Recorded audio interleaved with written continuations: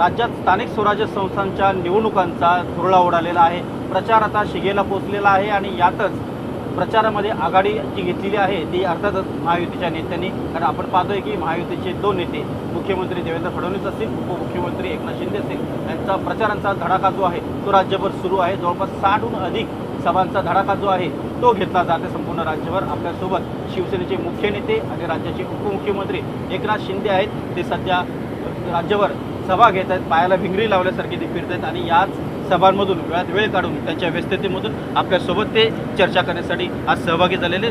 शिंदेसाहेब, स्वागत तुमचं न्यूज 18 लोकमतमध्ये। आपण पाहतो आहोत की तुम्ही सातत्यानं एकामागून एक प्रचार सभा घेत आहेत, तुम्हाला वेळ देखील कमी पडते। अगदी सकाळपासूनच रात्रीपर्यंत जी निर्धारित वेळ आहे 10 वाजेपर्यंत तुम्ही सातत्याने प्रचार करतायत, सभा घेत आहेत, कार्यकर्त्यांना भेटतायत, तुमच्या उमेदवारांना भेटतायत, त्यांच्या पाठीशी खंबीरपणे उभे राहत आहेत। तुम्ही स्वतः नगरविकास मंत्री देखील आहेत।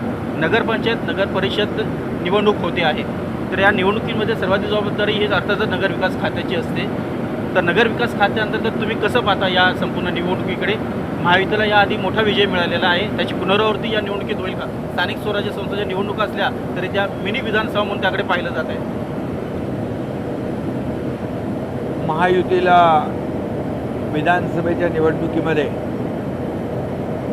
जसा विजय मिळाला, कारण 2.5 वर्ष मी तेव्हा मुख्यमंत्री होतो आणि त्यावेळेस जे विकासाचे प्रकल्प ज्यांना स्थगिती होती, अडथळे होते, काही विकास प्रकल्प थांबवले होते, त्याला देखील चालना दिली आणि लोकाभिमुख कल्याणकारी योजना केल्या। त्याच्यामध्ये अनेक योजना आहेत, पण सगळ्यात जी महत्त्वाची योजना आणि पॉप्युलर योजना ठरली ती मुख्यमंत्री माझी लाडकी बहीण योजना। आणि त्यामुळे अनेक लोकाभिमुख कल्याणकारी योजना, विकास प्रकल्प पुढे नेणे याची सांगड आम्ही घातली महायुती सरकारने आणि त्यामुळे विधानसभेत देखील लँडस्लाईड विक्ट्री मिळाली।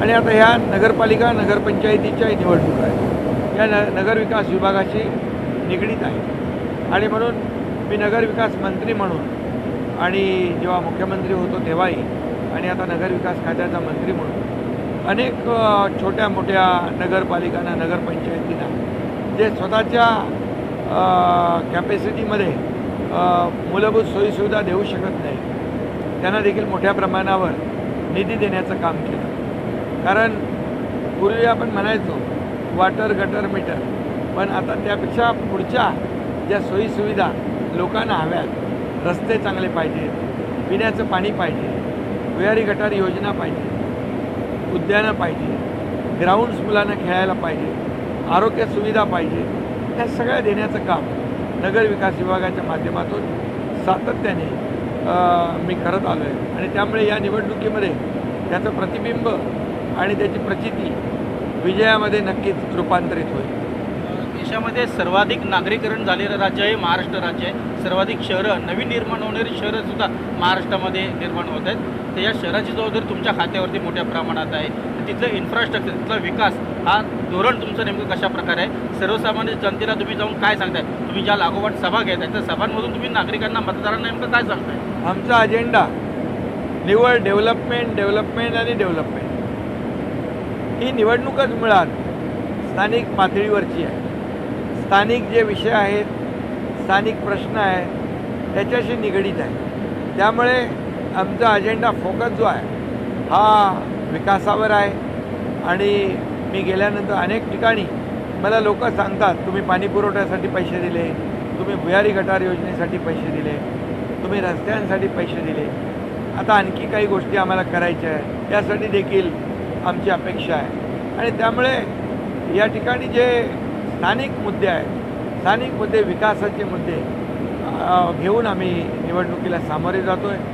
त्याचबरोबर काही ठिकाणी झोपडपट्टी विभाग आहे, मग त्या ठिकाणी झोपडपट्टी पुनर्विकास असेल, पंतप्रधान आवास योजना असेल, या योजनांना देखील बळ देण्याचं काम आमच्या महायुतीने केलं आहे। आणि त्यामुळे नक्की या निवडणुकीमध्ये लोकांना स्थानिक सोयीसुविधा आणि स्थानिक इश्यू जे आहेत, प्रश्न आहेत, ते महत्त्वाचे आहेत आणि ते आम्ही सोडवतो आहे। ते आम्ही सोडवण्याचा त्यांना विश्वास देतो आहे कारण त्यांनी पाहिलेलं आहे. जे आम्ही बोलतो ते करतो. मी मुख्यमंत्री असताना जे बोललो ते सगळं करून दाखवलं आणि त्याची अंमलबजावणी देखील केली. त्यामुळे जनतेला विश्वास आहे. आणि मला जिथे जिथे मी सभांना जातो त्या सभांना विशेष म्हणजे आमच्या लाडक्या बहिणींची संख्या लक्षणीय असते आणि ते आवर्जून सभेमध्ये उपस्थित असतात. लाडक्या बहिणी, लाडके भाऊ, आमचे ज्येष्ठ मंडळी असते. त्यामुळे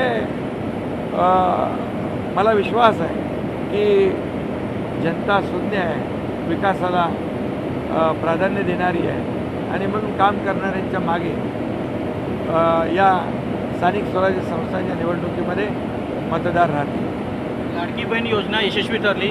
विधानसभेपूर्वी म्हणजे तुमच्या मुख्यमंत्री कार्यकाळामध्ये ही योजना सुरू झाली, यशस्वी झाली आणि त्याचं फळ देखील तुम्हाला विधानसभा निवडणुकीत महाविजयाच्या रूपाने मिळालं. त्यानंतर म्हणजे विधानसभा निवडणुकीनंतर ही पहिली निवडणूक आहे, तर या निवडणुकीत देखील तोच फॉर्म्युला आपल्याला पाहायला मिळेल विजयाचा. बिलकुल, म्हणजे वातावरण तसंच आहे. कारण मुख्यमंत्री माझी लाडकी बहीण योजना जी आहे ही सर्वसामान्य लाडक्या बहिणींच्या खात्यामध्ये दर महिन्याला 1,500 रुपये वेळेवर जातात. त्याचं योग्य नियोजन आम्ही केलेलं आहे आणि त्यामुळे त्यांच्या सर्वसामान्य लोकांच्या कुटुंबाला एक प्रकारचा आधार मिळतो. कारण मला आठवतं आहे की मी पण एक सर्वसामान्य कुटुंबातून आलेलो आहे. मी शेतकऱ्याचा मुलगा आहे. त्यामुळे मी माझ्या आईची आणि पत्नीची काटकसर पाहिलेली आहे.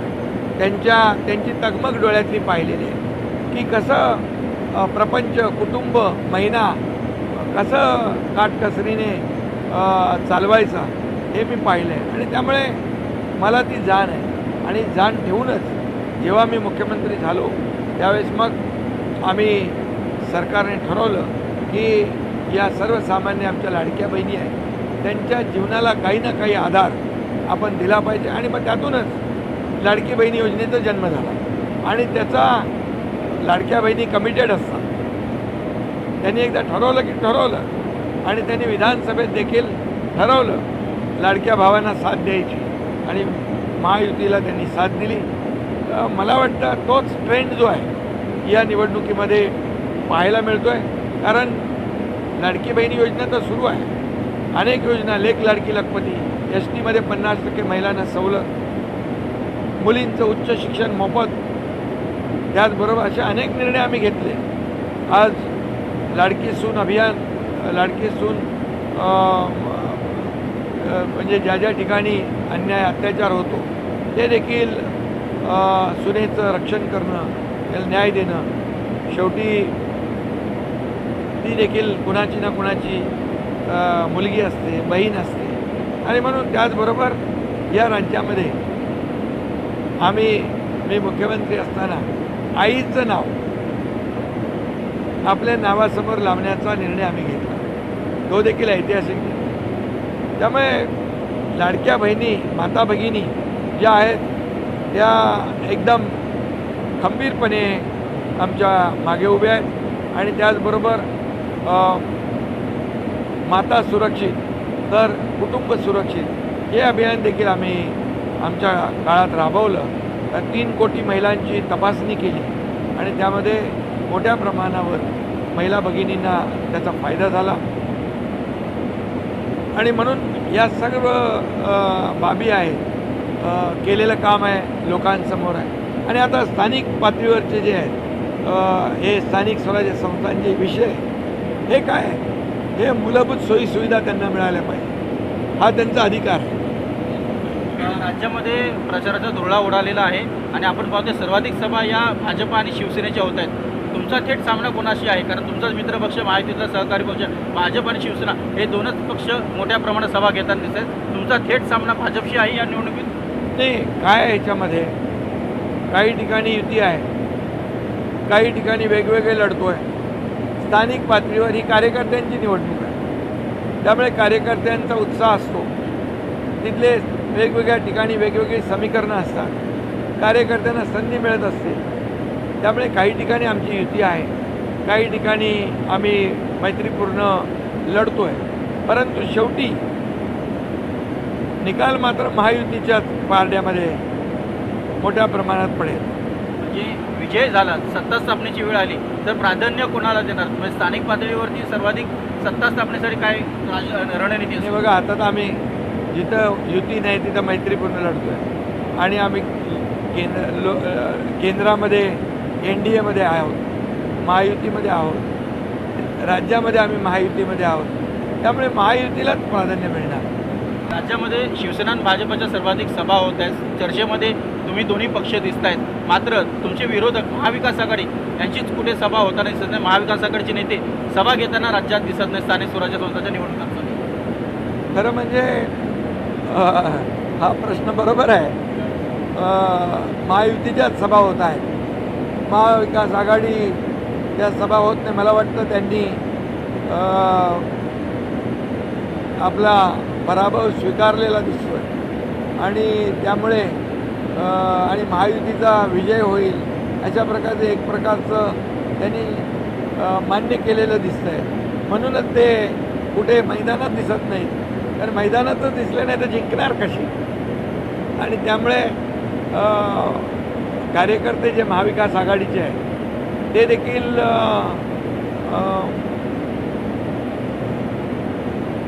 निवडणुकी संभ्रमात आहे की हे काय सुरू आहे. आणि म्हणून आम्ही कार्यकर्त्यांना भेटतोय, मतदारांना भेटतोय, लोकांशी संवाद साधतोय, त्यांचे प्रश्न जाणून घेतोय, ते सोडवण्याचा प्रयत्न करतोय.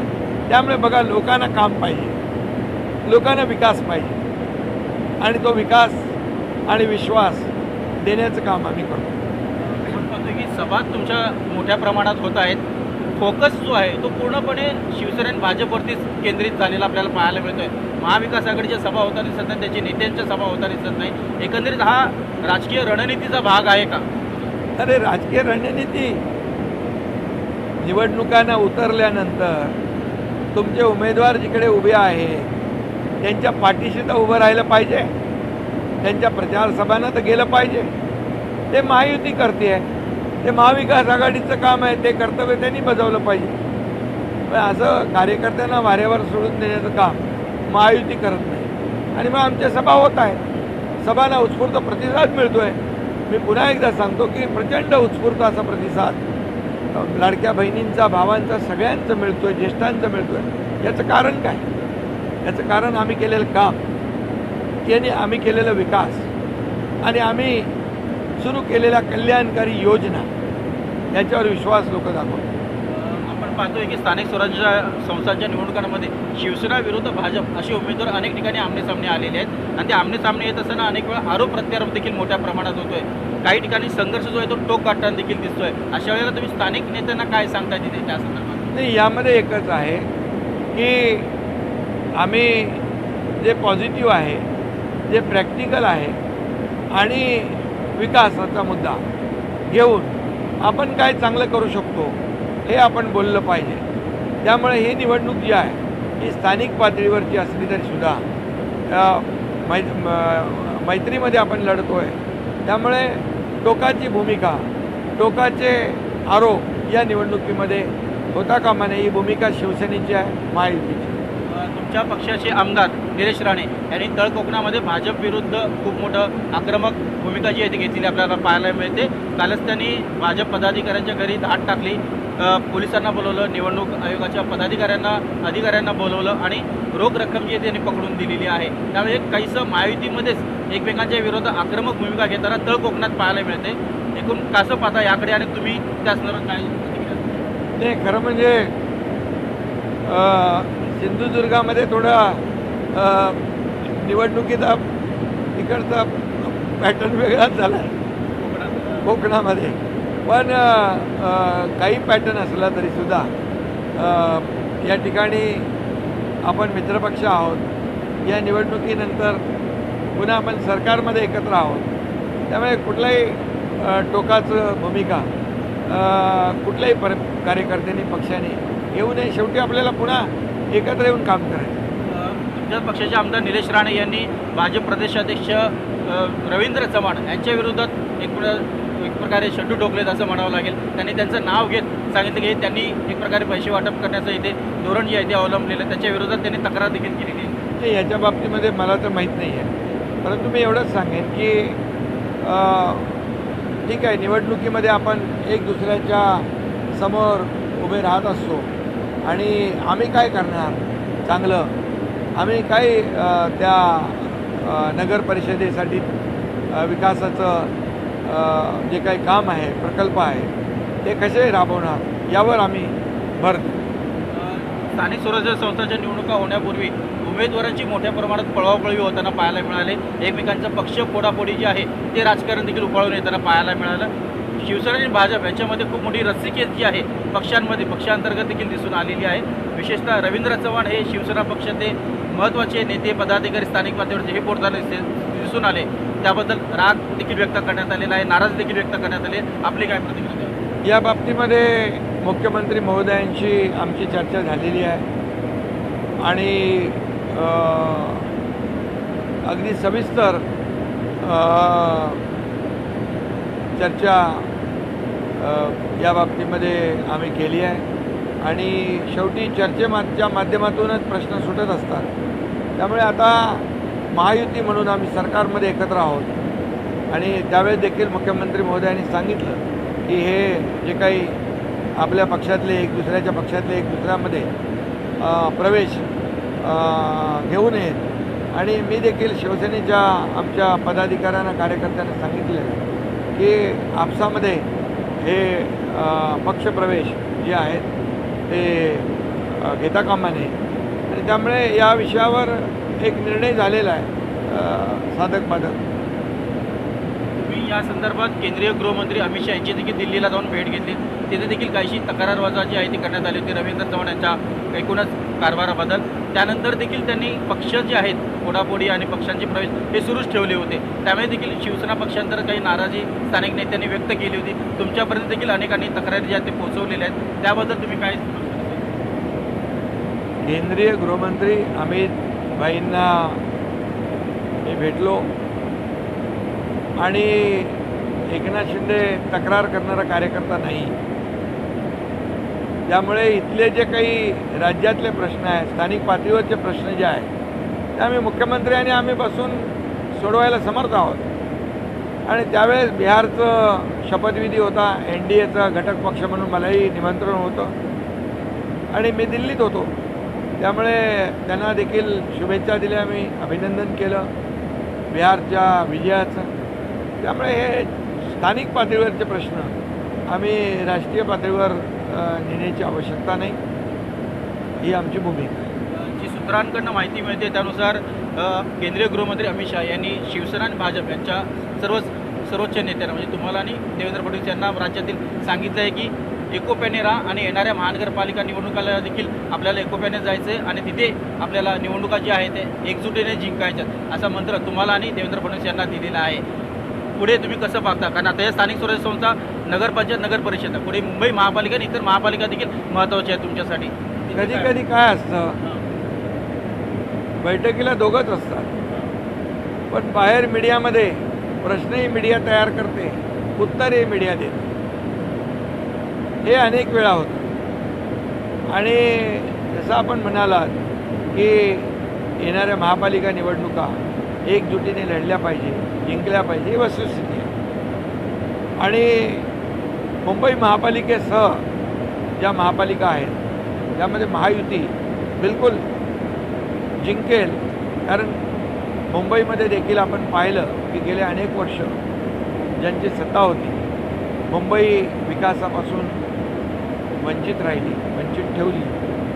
मी जेव्हा मुख्यमंत्री झालो तेव्हा देवेंद्रजींनी आम्ही महापालिका पूर्ण हद्दीमध्ये कॉन्क्रीटचे रस्ते झाले पाहिजे अशा प्रकारचं मी स्वतः आयुक्तांना सांगून कॉन्क्रीटचे रस्ते 2 टप्प्यामध्ये आम्ही करतो आहे. इतके वर्ष का नाही केलं? इतके वर्ष लोकांना खड्ड्यातला प्रवास का करावा लागला? इतके वर्ष लोकांना अपघाती प्रवास, खड्ड्यातून प्रवास, लोकांची गैरसोय व्हायला नको होती. आम्ही जो निर्णय घेतला, जसा मुख्यमंत्री झाल्यानंतर कॉन्क्रीटीकरणाचा, खड्डेमुक्त मुंबई करण्याचा तो निर्णय आधी घेतला असता तर खूप पैसेही वाचले असते. सिवरेज ट्रीटमेंट प्लॅन्टचा निर्णय आम्ही घेतला. 60 ट्रीटमेंट प्लॅन्ट आता सुरू आहे. नाही तर आतापर्यंत सगळं प्रदूषित पाणी समुद्रात आपण सोडतो आणि बाजूला बघतो आपण काळं क्षार पाणी, हे खरं म्हणजे निळं पाणी पाहिजे. आणि ते ट्रीटमेंट प्लॅन्ट जे आहेत ते आता कार्यान्वित होतील आणि समुद्रात सोडणं जाणारं पाणी देखील ट्रीटमेंट केलेलं शुद्ध पाणी असेल. त्याचबरोबर आरोग्य व्यवस्था आम्ही मजबूत केली. बाळासाहेब ठाकरे आपला दवाखाना आम्ही प्रत्येक वॉर्डात केला. मेट्रोची कामं थांबली होती त्याला आम्ही चालना दिला. मेट्रोला स्थगिती दिली होती अनेक ठिकाणी, त्याला चालना दिली. कारशेडला चालना दिली. कोस्टल रोड आम्ही युद्ध पातळीवर रेकॉर्ड ब्रेक टाईममध्ये केला. अटल सेतूचं काम पूर्ण झालं. हे मुंबईमध्ये देखील ट्रॅफिक कमी करण्यासाठी, वाहतूक कोंडी कमी करण्यासाठी MMRDAच्या माध्यमातून विविध प्रकल्प आम्ही राबवतो आणि याचा फायदा मुंबईकरांना होईल. मुंबईमध्ये झोपडपट्ट्या आहेत, म्हाडाच्या धोकादायक इमारती आहेत, त्यासाठी आम्ही क्लस्टरचा निर्णय घेतला.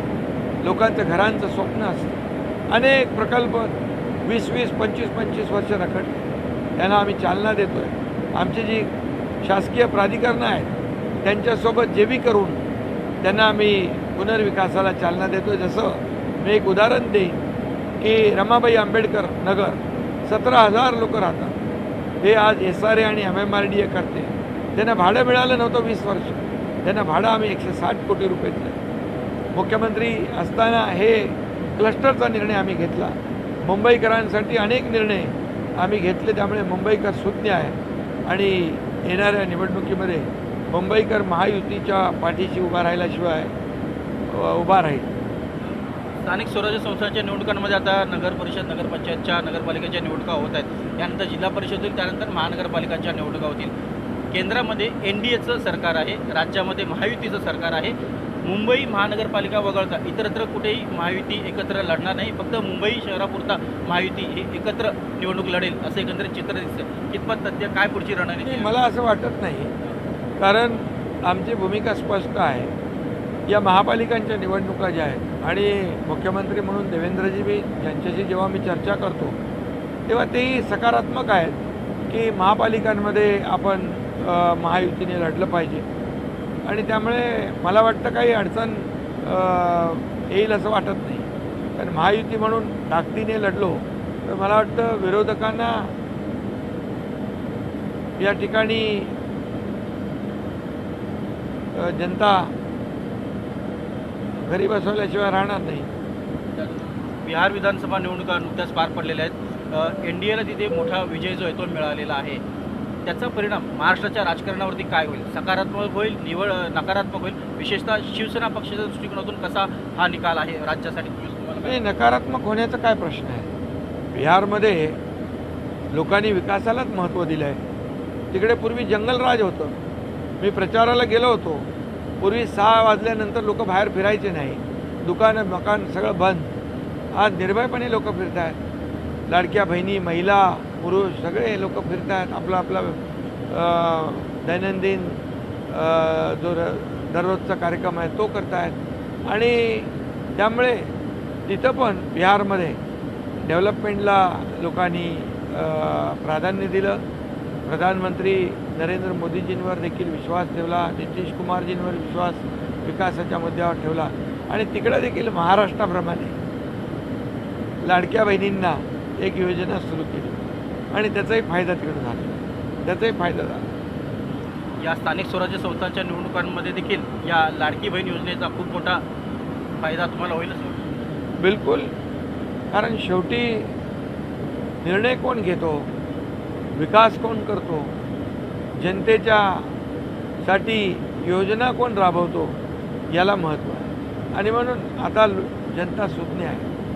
ती डेव्हलपमेंटला प्राधान्य देते. आणि या ज्या स्थानिक स्वराज्य संस्था आहेत यामध्ये छोट्या छोट्या शहरांमध्ये देखील मोठ्या प्रमाणावर विकासासाठी महायुतीने निधी दिलेला आहे.